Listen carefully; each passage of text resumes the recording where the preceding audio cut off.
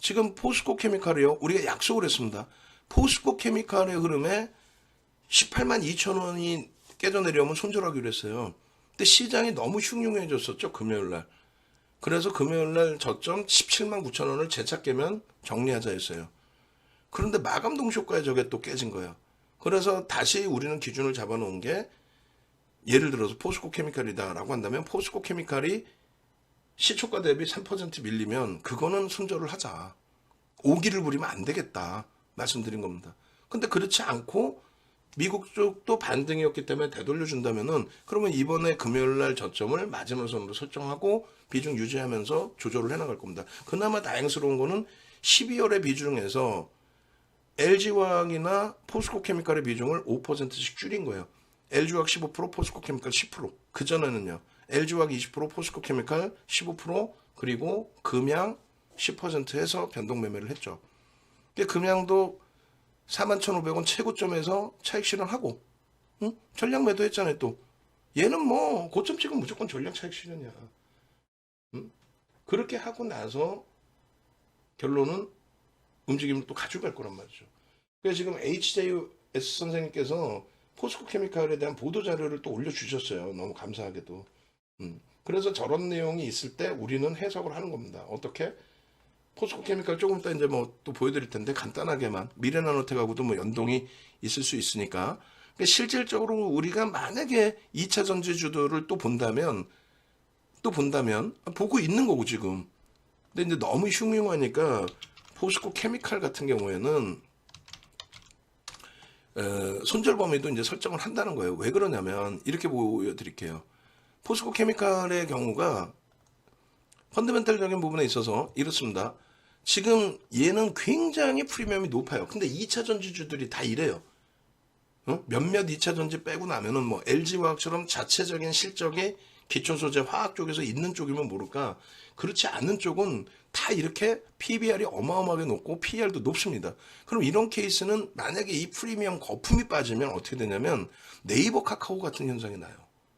네이버나 카카오가 나쁜 회사가 아니죠. 초등학생도 아는 회사죠. 좋은 회사야. 그런데 프리미엄이 높기 때문에 주가는 조정이 나오는 거예요. 그럼 포스코 케미칼 조금 전에 우리 HJS 선생님께서 포스코 케미칼에 이런 보도자료를 올려주셨어요.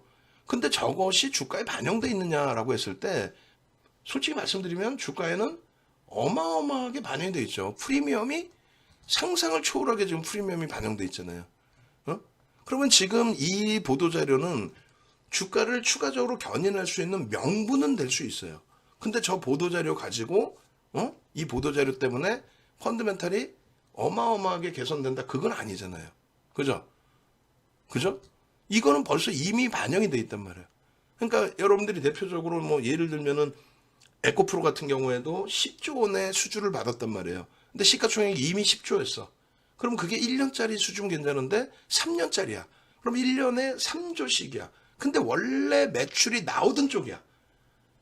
그러면은 1년에 3조짜리가 시가총액, 그러니까 매출이 3조, 뭐 추가적인 매출도 있지만, 그러니까 10조를 계약을 했다고 해서 그게 어마어마한 호재가 되겠느냐라고 했을 때 펀더멘탈적인 부분에 성장성은 가져갈 수 있어도 저평가는 아니라는 얘기죠. 그 이제 포스코 그룹은 제가 긍정적으로 보는 이유 중에 하나는 포스코 그룹 자체도 그렇고요. 지금 포스코 홀딩스가 어마어마하게 주가 올라왔잖아요. 계열사들의 강세 때문에. 카카오가 올라간 것도 카카오 뱅크 페이가 신규 상장이 되면서 가치가 늘어나면서 올라간 거고, 또 카카오가 올라가니까 네이버도 덩달아서 동반적인 강세를 띈 거고. 그죠? 그럼 포스코 케미칼은 우리가 본격적으로 제대로 들어간 거는 사실은 폐배터리 관련주 움직임일 때예요. 폐배터리 관련주 움직임일 때가, 잘 보시면 폐배터리가 왜 그런 얘기가 나와요? 그건 진입장벽도 없는 거예요. 그런데 IRA를 미국에서 단행을 하는데, 그 IRA는 제 기준에서는 미국의 중간 선거를 앞두고 IRA를 통해서 보수층까지 끌어당기기 위한, 야, 내가 이렇게 강하게 할 거야. 보수층도 나한테 지지해줘. 중국? 이 녀석들 내가 혼내줄 거야. 중국 제품 쓰는 업체들 안 돼. 북미 거 써. 우리나라 거 쓰고. 그렇게 해서 IRA를 갑자기 이렇게 막 발표되니까, 이거 어떻게 하면 좋지? 중국 거 쓰지 말라는데 눈치 보이고, 그럼 전쟁하자는 거야, 막말로 진짜? 중국하고? 아니란 말이에요. 정치 쇼라는 거죠. 그런 상태에서 그 IRA에서 정부가 어떻게 할 수 있는 게 없어. 근데 한쪽에서 탁 튀어나오는 얘기가 폐배터리 갖다가 거기서 원재료 다시 뜯어 쓰면 되잖아. 그게 막말로 진짜 말이 될 소리냐고. 예? 그게 되면은 뭐 하려고 중국 제품 써 그냥 폐배터리만 다 갖다 그냥 수입에다가 쓰면 되지. 그러니까 임기응변으로 뭐 정부 입장에서 그래? 이렇게 얘기를 하니까 갑자기 막 현대차그룹 또 삼성 SDI, LG그룹 막 전부가 다 폐배터리 우리도 활용하겠다. 정부 코드가 그런 걸 어떻게. 그러다 보니까 여기저기 폐배터리야. 8월 17일부터 세비캠이 날아갑니다. 그러니까 너 왜 날아가니? 나 폐배터리 관련주야. 뭐 이렇게. 성일하이텍 너는 왜 가니? 나도 폐배터리 관련주야. 아니 폐배터리가 진입장비가 어디서 뜯어 쓰면 되는데. 그랬더니 코스모화학도 에코프로도 그러고 나서 포스코 케미칼도 폐배터리 얘기를 하는데 여기는 좀 차원이 달라요. 뭐냐면 이명박 전 대통령 정부 때 자원 외교를 하면서 사실 어마어마한 커넥션이 있었고 굉장히 못된 짓거리를 많이 했었죠. 그 당시에. 근데 뭐 그거는 그거라고 치고 지금은 결국은 해외의 유통망이 제대로 형성이 돼 있단 말이에요. 원자재 수입에 대한 또 광물에 대한 투자도 많이 해놨고. 그 당시에는 참 문제거리였었는데 지금은 그게 오히려 또 전화위복이 된 부분도 있다는 거죠. 결론은 포스코 그룹만이 폐배터리 관련해서 폐배터리를 써야 된다라고 할 정도의 기준에서 포스코 그룹만이 제대로 된 원재료를 수입할 수 있다의 기준이에요. 여기 똑같이 보면 IR이 나오죠. 원재료를 북미산 원재료를 제대로 수입할 수 있는 게 포스코 케미칼뿐이 없다 이거야. 그래서 이 포스코 케미칼이 7월 28일 날 시가총액 9조에서 20% 올라갑니다. 7월 28일 날 시가총액 9조에서 20% 올라간 날. 그날이 뭐냐면 GM사에서 어마어마한 수주를 받아왔죠. 그러고 나서 이번에 9월 20일 날 포드사 회장이 우리나라 방한해서 포스코 그룹 회장하고 면담을 합니다. 그게 단독 보도자료로 나와요. 부인을 안 했어요. 부인을 안 하고 공시 내용이 뭐 미팅을 했는데 뭐 구체적인 건 없다. 이 정도. 그럼 진행을 했다라는 거죠. 그럼 실질적인 거는 포스코 그룹이다 이거야. 그래서 우리는 그때 이후로 포스코 그룹을 에코프로를 정리하고 포스코 그룹으로 완전히